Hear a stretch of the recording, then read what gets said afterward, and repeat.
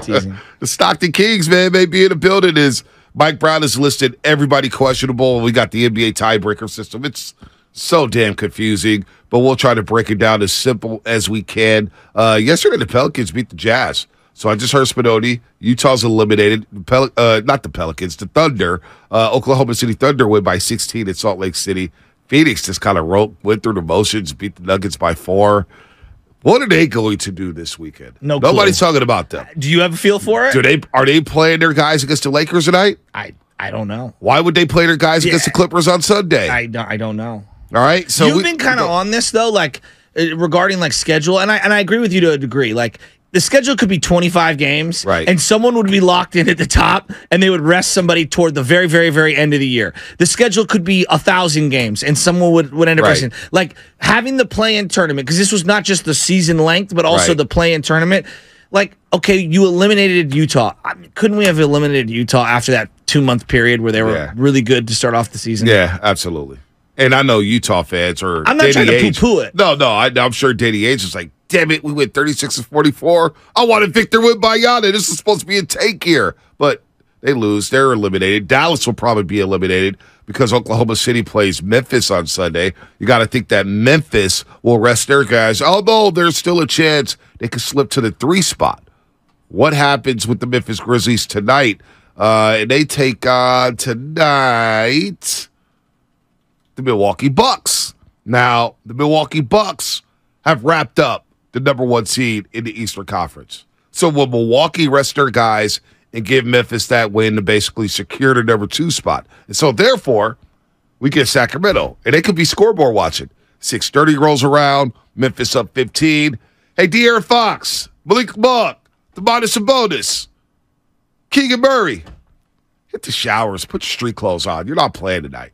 That could happen. I didn't have that on my flow chart in October. No, Kings resting people because they're the 3 seed locked in. Right. Warriors fighting for their life. Now, I had some fun yesterday. And Kenny Caraway, he's going to join us later today, ESPN 1320. A lot of people were giving Sacramento grief because they're saying, oh, they want the Warriors. They don't want the Lakers.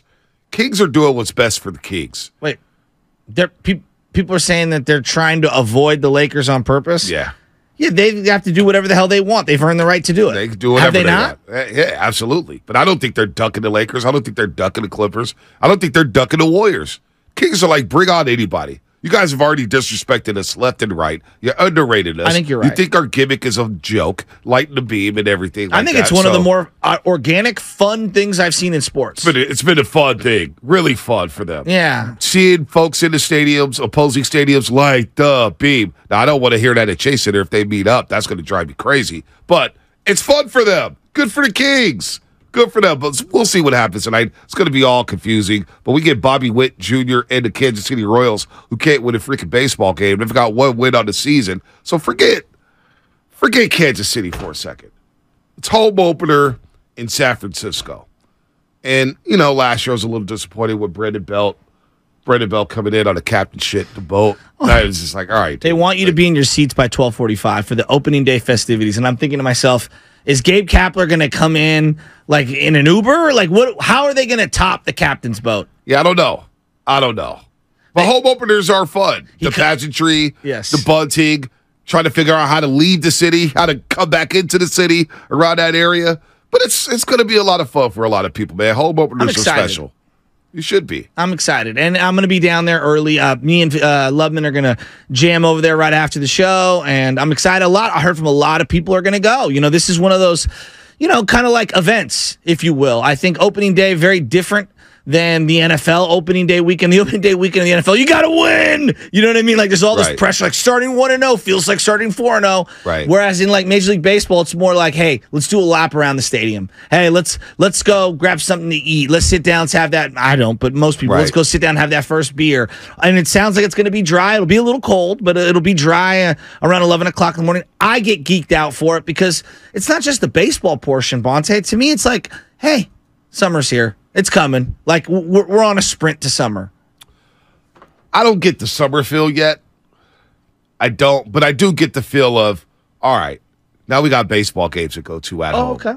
And this is the start of a special home slate What are the special things they're going to do this season? Are they going to trot out, for example, Willie Mays one day? Are they going to, you have the Willie Mack Award. What's going to be the best giveaways? What's the days we got to look forward to? Is there going to be a Tim Lincecum day? Is there going to be a Matt Kate? You know what I mean? Those are the things I look forward to. Dante Wiley, Kapler's going to show up in the pregame ceremony in a driverless car. I was driving behind a driverless car just on Embarcadero. Dude, were you? Oh, absolutely. Did you smash all the way around it? No. And then look into the My favorite is when someone's driving like an idiot, and I'll drive by and I'll just look at them as I'm driving by. I like to give them the look. The driverless cars drive exactly at the speed limit, which drives you crazy because who drives the speed limit? But see, that's the problem. If you're driving at the speed limit and everyone else isn't, well, now you're actually slowing down everything. Exactly. Slowing down everything. There's a feel to driving. It's not just the speed limit. Yes, right. You want to stay within the limits, but like if everyone's pacing, then you got to be pacing. If everyone's slowing, then you need to be slowing. Sorry, I had to talk to Lovett for a second. No, the driverless cars, they drive me crazy. I saw a guy yesterday, 280. I'm driving down 280 South. Okay. Coming from the zoo. And this guy was in the fast lane, all the way to the left. Mm-hmm. We just passed up Chick-fil-A. Ah. Just passed up Chick-fil-A. So you're starting to make that turn. I didn't go to Chick-fil-A. No, I'm saying you're going around and you're going to see it was Westboro before Chick-fil-A, right before Chick-fil-A. And this guy in the fast lane says, "Oh, no, I need to get off the Ceremony." Oh, so he went flying over five lanes. Flying over five lanes. The worst person. And I was just like, I'm just looking like, this is incredible. And he could take the next exit, Gellert, and he could have gone to the same way, just back in. Smashed over. Some dude had to stop. It was just so reckless. So reckless. Got kids in cars. And that's where, like, I wish that in real, it's not. But my Grand Theft Auto version of myself, I would, like, go and make it a point to pull that person out of their car, shake them a little, and tell them, why are you being an idiot? So you got that. Yesterday, we're driving into the zoo parking lot. Okay. Here's another beef I have. Scooters. Guys on scooters. Is that a new? I haven't noticed too many of them. Well, I haven't. So one time, right here on the corner. Are those, you talking about the rental scooters or whatever they are? Rental scooters. The tech Lime, scooters. whatever they are. Yeah. So. Well, they just leave them everywhere. Well, one time I was walking on the block right here on the corner of Vallejo and Battery. And I get to the corner. Guy zooms past. Almost knocks me out completely. I yell some things I probably shouldn't have yelled. But I was pissed off. He could have wrecked me. Yeah. Yesterday I'm driving. Driving in the parking lot. Guy just zooms past. Doesn't look left. Doesn't look right. Doesn't have his headphones on. I mean, he has headphones on. So he's not even looking. The most dangerous thing you could do, whether you're a bicyclist, a motorcyclist, you do not wear headphones. Yeah. No, it's because you're not aware of your environment. I mean, just common sense is a lost art in America. I totally agree. Not nobody, but common sense just, a lot of people don't have it. How many times a day, and I'll tell you my number, I put the over-under at 5 times a day. I have to honk the horn at someone, headphones in or face down into their phone, walking through a red light for them onto a busy street. Oh, yes. Dude, it happened yesterday. It happened again on the way home. It's unreal. Somebody up, it's a green light. She's just lollygagging. And I stop. And she goes, "Oh, my bad." No, it isn't your bad, because if I hit you accidentally, it's my bad. It's my bad. And I'm the bad guy. Exactly, even though you're the idiot. So anyway. No, I like this. I like this. We should do this like every day. Yeah, common sense. It's a lost art. I want to create the common sense party where you're neither Republican nor Democrat. You just take things like, you be reasonable and you actually like think about, does this make common sense? Right. Is this fiscally responsible? Right. Is this socially responsible? That's the party I would like to create, the common sense party. The common sense party. Because I do feel that America, many more of us are actually more in the middle than on the extreme ends. Who was that that brought up the airports where they're right? People in the airport are just, they're walking around with their luggage. They're just dumb. It's just like it's like we all take a stupid pill once we go through the metal detector. And it's like, let's take the stupid pill and let's become idiots. No, it's become selfish and inconsiderate. That's what it is. Yeah. Anyway, home opener, Giants, Royals. Giants have yet to play a National League team yet. It's all good. They'll play the Royals, and they should get fat and happy. People are asking if my new party that I'm creating comes with health benefits and a 401k. Probably not. Probably not. Have a choice? I'll tell you this. No. Probably not. I'm paying my taxes right now, and let me tell you, I'm out. I'm out on all the taxes. Oh, my gosh. I'm out. Nutted that thing. I'm out on all the taxes. Taxes. What are you doing with my taxes? Taxes. Family credit card. Bill hit today. Oh, did it? I'm sorry. Paid a lady for the taxes. Had to pay a cleaner. I'm just like, Saturday, the family's supposed to go down to the Sharks game. I'm just like, dude, go down to San Jose, right? Nice. Maybe Chance will see the Sharks. So, dude, the whole Shark team. Yeah. I'm ready to pull the plug on that. I'd be like, yo, we just need to save $1. I'd rather just order USC tomorrow. Baby Chess, you are going to be interning in journalism school immediately, and we're going to get media credentials, and it's going to be a fully free experience. Let me show you how College Bonte got it done. Baby Chaz, you will be working at the age of 6. You'll be busting dishes down the street at Hashes and Bruce. All right? All right. All right, well, let's get into sports. I honestly believe this, Bonte. This is one of my favorite days of the year. Nah, it's not like playoff level or anything, but in terms of just a fun sports day, having the Masters on in the morning, going to the Giants game, I have my ritual, and then get home, have a nice dinner. It'll probably be something that I'll regret later on, some sort of takeout or whatever, but, whatever. And then watch you on television and watch the Kings versus the Warriors. I am ready. I'm ready for today. What are the rituals? Hey,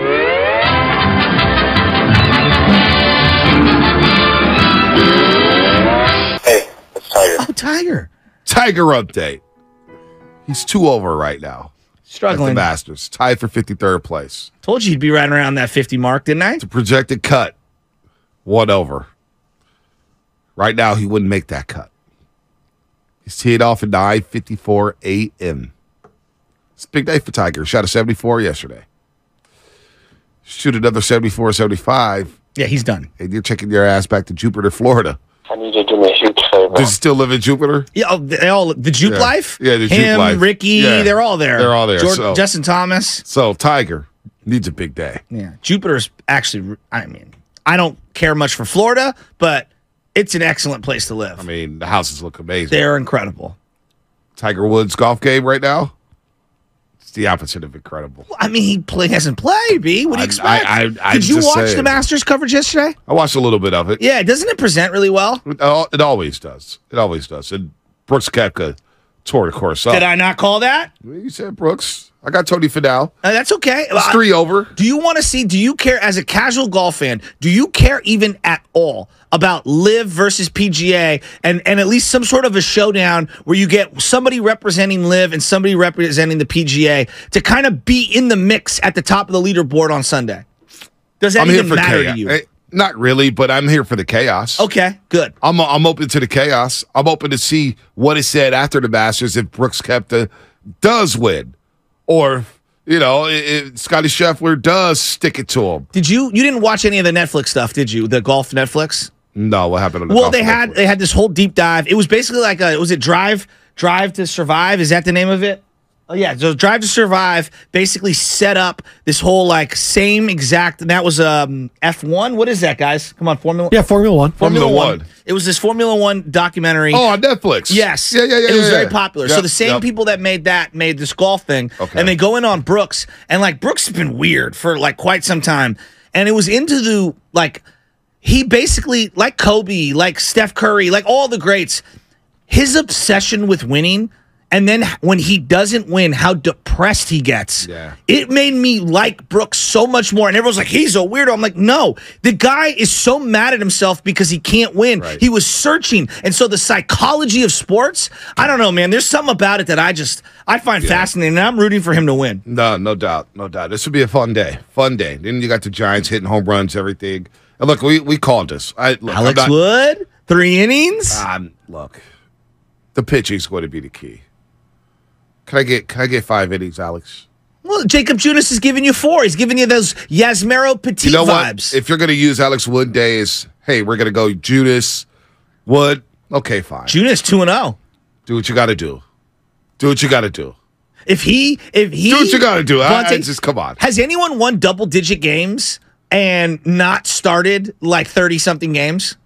What, with the Giants? Just, or? I can't think in Giants history as a guy who's come in and won, let's say, double-digit. Like, Junis could win double-digit games as a swing guy. He could. Because of how the rules are, where you got to go 5 to get the win. Has Mayor Petit never won 10? I don't think. Well, Probably he started not. games, too. Started games, too, You know, he was kind of like their 6th swing guy and would be the bridge. I really like Junis, but I don't think he's a starter, per se. Yeah, but you know what? Do what you got to do to win baseball games. And that's what the Giants did yesterday. And, 2-strike approaches. You heard Kruko. He was fired up after that 2-strike home run by Michael Conforto to set the tone and give the Giants a 3-0 lead. Then they just kept hitting. He nutted that thing. Yaz hit a bomb. Blake Sable hit, like 452 feet. First career home run for him. Dude, he busted out. Dude, he smacked that ball. Yeah. You know, he's 25. If you were to bet right now, sure feels like he's got more of an impact on the Giants' future than Joey Bart. Huh? Oh, he's already feels like he's done more than Joey Bart. Right? In one swing. That's kind of sad. Hey, Joey Bart, if he's not part of the future, Giants pivot, don't panic, and they bring in Blake Sable. So look, 16-6, they're coming back home with a chance to go over 500. You can get fat and happy against the Royals are not a good baseball team. They're just not. They're going to struggle. They're going to struggle. And I heard you, Spinoni, talk about Zach Greinke, whether or not he's a Hall of Famer. I think we know why Schilling's not in the Hall of Fame. There's some things that happen, and I think people have taken their personal reasons to keep Schilling out of the Hall of Fame. That's what they do in baseball. That's why Barry Bonds is not there. That's why Roger Clemens is not in there. But Zach Greinke, Kurt Schilling, they've had great careers with Shaska. I heard you make a good point about Schilling. It's the postseason that separates Schilling from Greinke, because Greinke, from what I recall, has not had really good postseasons. I think I think Greinke has been better in the regular season than the data suggests, and I actually think his regular seasons are better than Schilling's. Schilling's postseason is not even close. Not even close. You're not even close. But Greinke, I think people have forgotten. Greinke was on the Royals for so long at the beginning of his career, but he won Cy Young with the Royals. I know, but he was so sick. Like, if you were putting together a rotation in the AL at that time, a 5-man, the best 5-man, he was a part of that. No, he was sick. He was sick. I mean, he had a couple good years in Milwaukee. With the Dodgers, of course, he was dominating. Arizona. Then he just, his fastball left him. He doesn't pitch with a lot of velocity. It's tough for him to strike out guys. But in the postseason, look at these ERAs. Yeah, what is his postseason? So 2011, Milwaukee, 6.48 ERA. He's right. He was traded with CeCe, huh? No, he wasn't. Did he side with Milwaukee? Was he the year after? He was there in 2011. I know he was like a rental for them for a minute. Well, he was there for 2 years. Okay, 2 years. 2 years. So 2011, 1-1, 3 starts. With Ryan Braun. 6.48 ERA, 1.62 WHIP. The next 2013 with the Dodgers. All right, he was better. Yes. 2.57 in 3 starts, 0.76 ERA. One start in 2014. Didn't give up a run in 7 innings. So with the Dodgers, he was really good. Arizona, 7.27 ERA. Signed the big deal. They didn't get Greinke, and they got Cueto and what's-his-face, Samardzija instead. Did he pitch Game 7, Houston Braves in the World Series? Was that him, or was that Game 6? Because I think he was like 4 innings. 2017? No, the most recent, 2 years, 2021. 2019, he had a 4.68 ERA with Houston, 4.30 ERA in 2020. 2021. It's not a great pitching park unless you're Verlander. Right. Yeah, I wonder if he did pitch in that Game 7, but he's kind of just forget about his postseasons. It hasn't had that start, right? Roy Halladay or Greinke? You're taking Roy Halladay, right? Yeah, I think so. Like, I'm trying to think of guys that would be comparable, like that played during his era. Verlander or Greinke? You're probably taking Verlander. And I'm not knocking Greinke here. Like, I don't think everyone's taking Verlander. I'm taking Halladay. Oh, Verlander over Greinke. Verlander over Greinke. I'm taking Schilling over Greinke. Okay. I'm taking Halladay over Greinke. I'm taking Pedro over Greinke. I'm taking Maddox over Greinke. Lincecum's career? Would you rather be Lincecum's career or Greinke's career? Greinke's had a better career. I agree. No, I agree. The resume is more comprehensive. Probably rather have Greinke's career. I think the 4-year run Lincecum has, one of the greatest 4-year runs. Yeah. Outside of Sandy Koufax and Pedro. I'm taking Greinke over Lincecum, and I love Lincecum. I'm taking Lincecum, but I hear you. Greinke is 110 strikeouts away from 3,000. That's insane. That's such an accomplishment, even in this diluted era of strikeouts. And he has a small frame. I mean, he's not the biggest guy. He's not the biggest guy at all. No. So, wow, 36, 28.